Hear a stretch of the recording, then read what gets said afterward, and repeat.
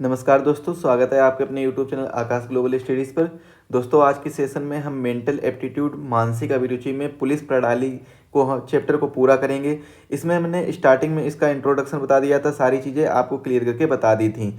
और यहाँ पर उत्तर प्रदेश के पुलिस जो संगठनात्मक स्वरूप है या मुख्यालय अवस्थापना है कि किसका मुख्यालय कैसा होगा, तो ये सब चीज़ें बता दी थी। और इसके बाद में जो क्षेत्र अवस्थापना है, फील्ड स्टेबलाइजमेंट है, ये भी बता दिया था कि डीजीपी पहले रहेगा, फिर आईजीपी, फिर डीवाईआईजीपी, फिर एसएसपी या एसपी, फिर जो डिस्ट्रिक्ट में रहते हैं एएसपी और डीवाईएसपी, ये सब चीज़ें बता दी, सब डिवीज़न में रहने वाली चीज़ें। इसके बाद में सभी जोनों के बारे में, जो 8 जोन हैं उनके बारे में चर्चा कर ली थी। कुल क्षेत्र कितने 18 हैं, जिले कितने 75, ये सब चर्चा करने के बाद में हमने महानिदेशक स्तर के अधिकारियों के बारे में चर्चा की थी।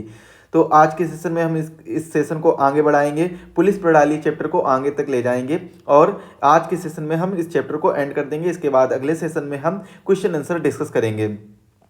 आगे बढ़ने से पहले आपके लिए एक इन्फॉर्मेशन है कि अगर आप यूपी के किसी भी एग्जाम की तैयारी कर रहे हैं, चाहे वो यूपी पीएससी हो या यूपी ट्रिपल एससी हो या कोई भी स्टेट एग्जाम हो, चाहे यूपी पुलिस कांस्टेबल हो या यूपीएसआई हो, उसमें यूपी जीके के क्वेश्चन पूछे जाते हैं। और यूपी जीके के क्वेश्चन अटेम्प्ट करने के लिए आप हमारा यूपी जीके का कोर्स ले सकते हैं। यह कोर्स मात्र 49 रुपये में अवेलेबल है। मात्र 49 रुपये में आपको यह कोर्स मिल जाएगा। 49 रुपये में यह कोर्स लेकर आप अपनी तैयारी को और बेहतर तरीके से ढंग से कर सकते हैं।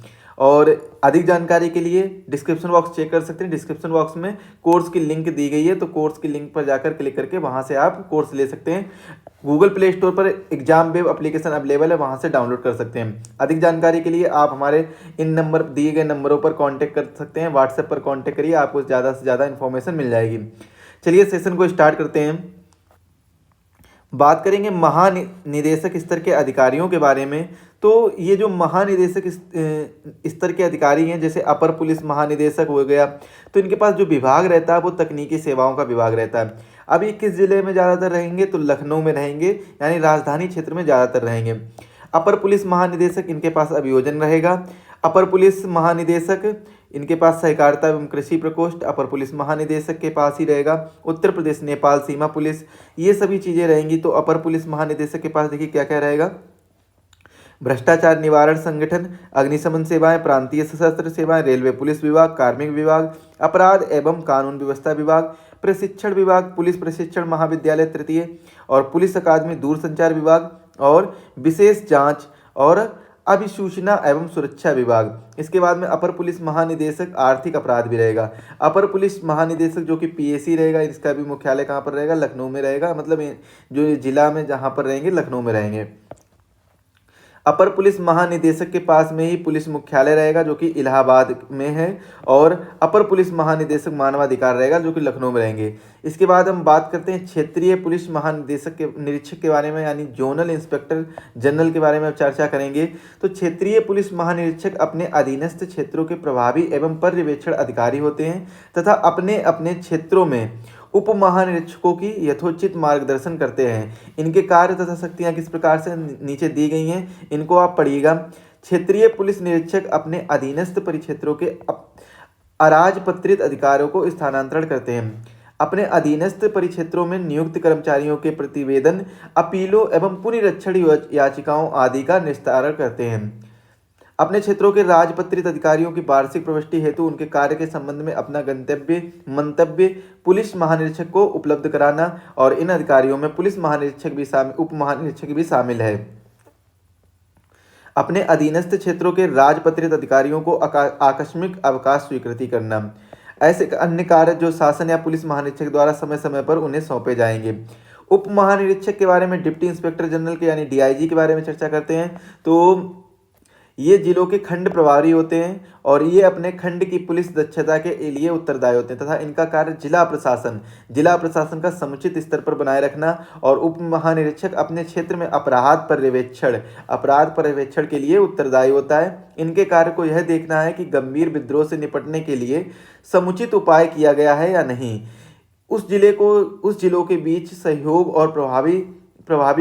को प्रभावी करना चाहिए। इस प्रयोजन के लिए उन्हें महानिरीक्षक का प्रारूप संख्या 138 में 1 डकैती, 2 हत्या और 3 लूट और 4 विष देने और 5 प्रकीर्ण मामलों को रजिस्टर रखना चाहिए तथा अपराध की पाक्षिक रिपोर्ट महानिरीक्षक को पेश करना होता है। यहाँ पर क्वेश्चन यहाँ पर ये बन सकता है आपका कि महानिरीक्षक प्रारूप संख्या 138 में कौन कौन से विषय दिए गए, तो डकैती, हत्या, लूट, विष देने और प्रकीर्ण मामलों का रजिस्टर रखना चाहिए। किसका रजिस्टर रखना चाहिए? इन 5 चीज़ों का रजिस्टर रखना चाहिए।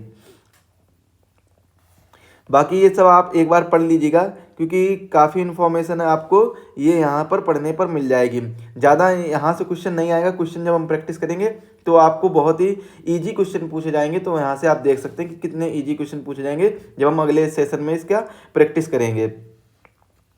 अधिक जानकारी के लिए अगर इस वीडियो की PDF पाने के लिए तो आप हमारे एप्लीकेशन को डाउनलोड कर सकते हैं। एप्लीकेशन का नाम है एग्जाम वेव। एग्जाम वेव से आप इस वीडियो की PDF पा सकते हैं, बिल्कुल फ्री में अवेलेबल है। तो इसको डाउनलोड करिए एप्लीकेशन को, लिंक डिस्क्रिप्शन बॉक्स में दी गई है, वहाँ से आप फ्री में इसकी PDF डाउनलोड कर सकते हैं। इसके बाद में महानिरीक्षक राजकीय रेलवे पुलिस में देखते हैं तो राजकीय रेलवे पुलिस का भार साधक महानिरीक्षक होता है और महानिरीक्षक के सहायक को अपने प्रभार एवं रेलवे पुलिस अनुभाग के संबंध में क्षेत्रीय उप महानिरीक्षक की शक्तियां, कर्तव्य एवं उत्तरदायित्व हैं। इसमें निरीक्षक या उप निरीक्षक की बर्खास्तगी की शक्ति शामिल नहीं है। पुलिस अधीक्षक की बात की जाए तो पुलिस अधीक्षक जिले में पुलिस बल का प्रमुख होता है और वह पुलिस दक्षता, अनुशासन के लिए, पुलिस कर्तव्यों के समुचित पालन के लिए उत्तरदायी होता है। तो ये चीज़ याद रखिएगा। पुलिस अधीक्षक वर्ष में एक बार यदि संभव हो ज्ञापन के अनुसार जिला मुख्यालय के प्रत्येक थाने का पूर्ण निरीक्षण करेगा, परंतु किसी मामले में प्रत्येक 3 वर्ष से कम में एक बार निरीक्षण करना आवश्यक है। सहायक या उप अधीक्षक पुलिस, जिसे असिस्टेंट या डिप्टी जो DYSP बोलते हैं, तो सहायक उप अधीक्षक के कार्यों में से किसी कार्य का निर्वहन कर सकेंगे। वे जांच एवं अनुशंसा कर सकेंगे। वे अंतिम आदेश पारित नहीं कर सकते हैं जब तक कि वे ऐसा करने के लिए सशक्त ना किए गए हों। जो सहायक अधीक्षक जिले के प्रभार के लिए अर्हित होता है वह अधीक्षक की अनुपस्थिति के दौरान पुलिस मुख्यालय का प्रभार ग्रहण करता है। तो ये चीज़ याद रखिएगा। इसके बाद में ये धाराएं देख लीजिएगा। जो अन्य सहायक अधीक्षक एवं उप अधीक्षक जो अपनी नियुक्ति में स्थायी हो गए हैं, कतिपय निबंधनों के अधीन पुलिस अधिनियम की धारा 7 के अधीन पुलिस अधीक्षक के कृत्यों का निर्वहन करते हैं, जहां तक वे पुलिस अधीक्षक अधिकारियों के निलंबन से संबंधित हैं और अधिनियम की धारा 7 खाक में विनिर्दिष्ट दंडों में से किसी पुलिस अधिकारी को देने के लिए सशक्त होते हैं। सभी पुलिस अधीक्षक पुलिस अधिनियम की धारा 30 तथा 30 का के अधीन पुलिस अधीक्षक के कृत्यों का निर्वहन करने के लिए सशक्त किए गए हैं। रिजर्व निरीक्षक एवं रिजर्व उप निरीक्षक के बारे में जानेंगे तो रिजर्व पुलिस लाइंस प्रत्येक जिला मुख्यालय पर अवस्थित होता है, जिसका भार साधक अधिकारी रिजर्व निरीक्षक होता है और उसका कर्तव्य है कि वह रिजर्व पुलिस लाइंस का निरीक्षण करे तथा यह देखे कि कमान के अधिकारी अपने कर्तव्यों से पूर्णतः परिचित हैं कि नहीं हैं।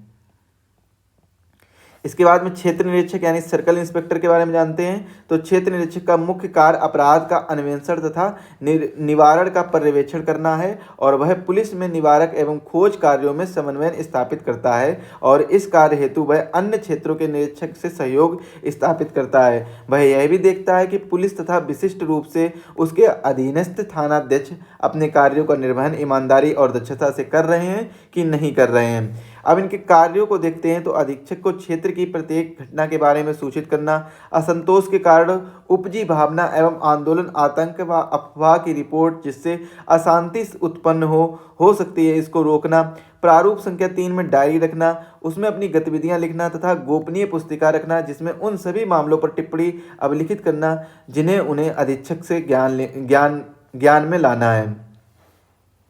इसके बाद में ASI और ASI के बारे में देखते हैं तो उप निरीक्षक थाने के भार साधक अधिकारी होते हैं और वह अपने थाने के अंदर पुलिस व्यवस्था का संचालन करता है। वह अपने अधीनस्थों के कर्तव्यों के समुचित क्रियान्वयन तथा उनके द्वारा तैयार किए गए सभी रजिस्टरों, अभिलेखों, विवरणों और रिपोर्टों की शुद्धता के लिए उत्तरदायी होता है।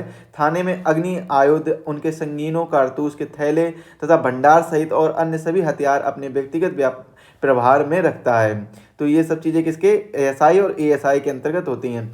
जब वह दंड प्रक्रिया संहिता की धारा 157 के अधीन अन्वेषण करने के लिए अधीनस्थ अधिकारी को प्रतिनियुक्त करता है, तब उसे धारा 73 द्वारा अपेक्षित रिपोर्ट को अग्रसरित करने से पूर्व यह जांचना होता है कि अन्वेषण सही ढंग से किया गया है या नहीं किया गया है। ये चीज़ें देखनी होती हैं। इसके बाद में प्रधान कांस्टेबल या थाने का मुहर्रिर कौन होता है? तो थाने का मुहर्रिर या थाने का अभिलेखपाल या कार्यालय लिपिक तथा लेखा परीक्षक प्रधान कांस्टेबल होता है। जब प्रधान कांस्टेबल थाने का भार साधक होता है तो उसे दंड प्रक्रिया संहिता धारा 157 के तहत अन्वेषण करना है, तो वह अपना कर्तव्य थाना छोड़ने की स्थिति में अपना प्रभार अगले वरिष्ठ प्रधान कांस्टेबल को सौंपता है। उसके बाद अन्वेषण करता है कि मुहर्रिर के कर्तव्यों का प्रभार सौंपने या ग्रहण करने के लिए जनरल डायरी में प्रविष्ट करना होता है तथा प्रविष्ट पर कार्य मुक्त करने वाले अधिकारी द्वारा हस्ताक्षर किया जाता है। तो ये सभी क्या है, इनके कार्य हैं, दिए गए सभी कार्य हैं। इन कार्यों को आप एक बार जरूर पढ़िएगा। बस जो इंपॉर्टेंट है उनको देख लीजिएगा कि सभी पुस्तकों का अभिलेख को रखना, जहाँ कोई द्वितीय अधिकारी नहीं उपलब्ध हो वहाँ परिच्छेद 51 में वर्णित सभी कर्तव्यों का पालन करना, ये इंपॉर्टेंट है, इसको आप जरूर नोट करिएगा।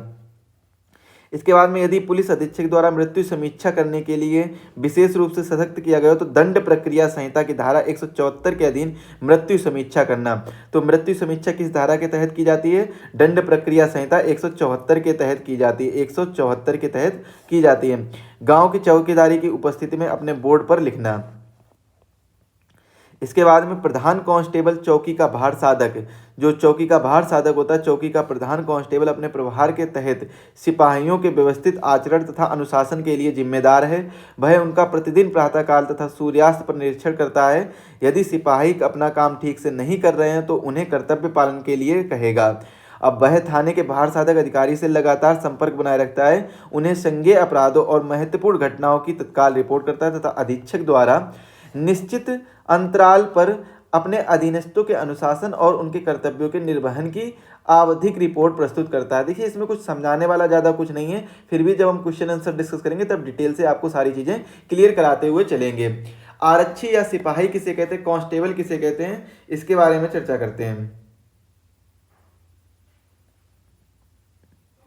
देखिए इसमें सिपाही थाने का सबसे महत्वपूर्ण सैनिक होता है जिनका प्राथमिक कार्य अपराध निवारण प्रत्येक थाने में तथा सिपाही विभिन्न कार्यों को करते हैं, जैसे संतरी के रूप में थाने में पहरा देना, गांव के रात में गश्त करना, खुफिया विभाग तथा गोपनीय जानकारी प्राप्त करना, बंदी गृहों की रक्षा करना तथा कैदियों पर पहरा रखना, तिजोरी तथा मालखाने एवं थाने की अन्य संपत्तियों की रक्षा करना। सिपाही को विशिष्ट व्यक्तियों जैसे जज, मंत्री, राज्यपाल, मुख्यमंत्री इत्यादि की सुरक्षा में भी तैनात किया जाता है। पुलिस थानों को हलकों में वर्गीकृत किया जाता है और आवश्यकता अनुसार एक या अधिक आरक्षी प्रत्येक हल्के के लिए एक नियुक्त होते हैं। जब आरक्षी अपने हलकों में जाते हैं तो उन्हें निगरानी के अधीन व्यक्तियों पर, फरार अपराधियों, संदिग्ध व्यक्तियों एवं अन्य संदेहास्पद गतिविधियों पर नजर रखना होता है। सामान्यतः किसी आरक्षी को लगातार 3 दिन बाद 2 रात से अधिक थाने में चौकी से बाहर नहीं रखा जाता है। आरक्षी कैदियों को हवालात में ले जाने तथा उन्हें सुनवाई हेतु न्यायालय तक ले जाते हैं तथा प्रत्येक थाने में आरक्षी की ड्यूटी प्रतिदिन रोटेशन के आधार पर लगाई जाती है, जिससे बारी बारी से सबको दिन रात की ड्यूटी समायोजित किया जा सके।